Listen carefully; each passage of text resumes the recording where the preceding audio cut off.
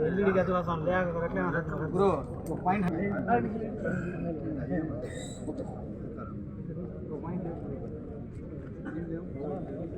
Prestige పట్టుకోబాగా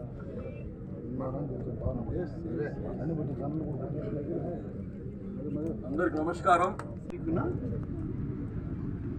Telugu Desam party జాతీయ అధ్యక్షులు శ్రీ నారా చంద్రబాబు నాయుడు గారు నెల్లూరు పార్లమెంటుకు సంబంధించి నెల్లూరు నగరంలో పార్లమెంటుకు సంబంధించినటువంటి అనేక విషయాలపైన, రాష్ట్రంలో జరుగుతున్నటువంటి అప్రజాస్వామిక పరిపాలన పైన ప్రజలను చైతన్యం చేయడానికి ఆయన చేస్తున్నటువంటి కార్యక్రమాల్లో భాగంగా రా కదలిరా అనేటువంటి ఒక క్యాప్షన్తో ముఖ్యంగా నెల్లూరు నగరానికి రేపు 11 గంటలకి ఆయన రావడం జరుగుతుంది.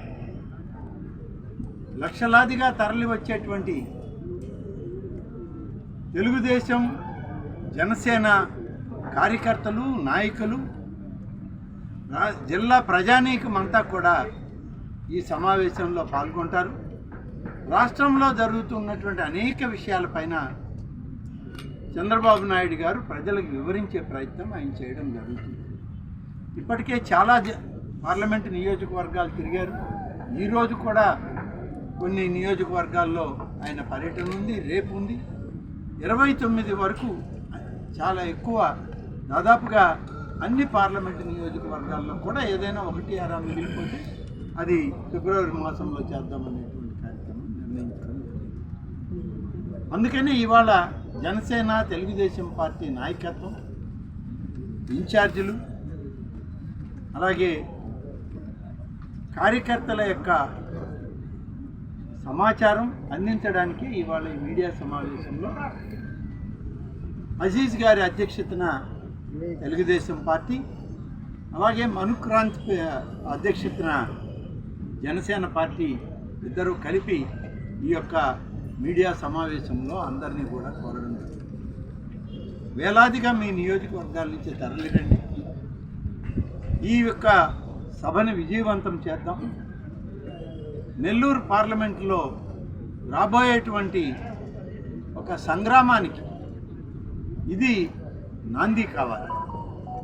ఈ సభ నుంచే రా కదలిరా అనే పిలిపే స్వర్గీయ ఎన్టీ రామారావు గారు 1983లో తెలుగుదేశం పార్టీ ఆవిర్భావంలో రా కదలిరా అనేటువంటి ఒక పిలుపుతో ఆంధ్రప్రదేశ్ ఉమ్మడి రాష్ట్రాన్ని కదలించి ఒక్కటి చేసి ఆ రోజు జనాన్ని, ప్రజల్ని నడిపించడం జరిగింది.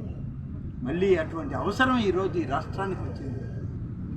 దోపిడీ వ్యవస్థలు పెరిగిపోయాయి, మాఫియా గ్యాంగులు పెరిగిపోయాయి.